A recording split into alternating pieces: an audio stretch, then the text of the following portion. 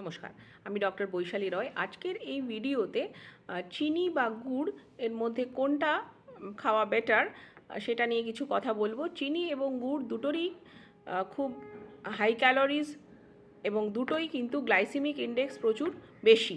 সুতরাং এই দুটোই কিন্তু এমন একটা ফুড যেটা যারা ওয়েট ওয়াচ করছেন, যাদের ডায়াবেটিস রয়েছে, যাদের হার্ট ডিজিজ রয়েছে, তাদের খুব সাবধানে খেতে হবে। এবং এই যে ফুডটা, এটা কোনো মানুষেরই 10% অফ টোটাল ক্যালোরিজ যতটা কনজিউম আমরা করছি তার কিন্তু বেশি হওয়া উচিত নয়। তবে এই গুড় এবং চিনি দুটোর মধ্যে যদি কম্প্যারিজন করা যায় তাহলে কিন্তু বলতে হবে চিনিতে একদমই এমটি ক্যালোরিজ, কোনো নিউট্রিশনাল ভ্যালু নেই।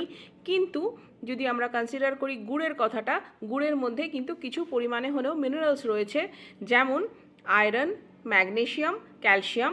অর্থাৎ সমপরিমাণ চিনি এবং গুড় যদি আপনি কনসিডার করেন তাহলে কিন্তু গুড় খাওয়াটা রিলেটিভলি বেটার। Thank you.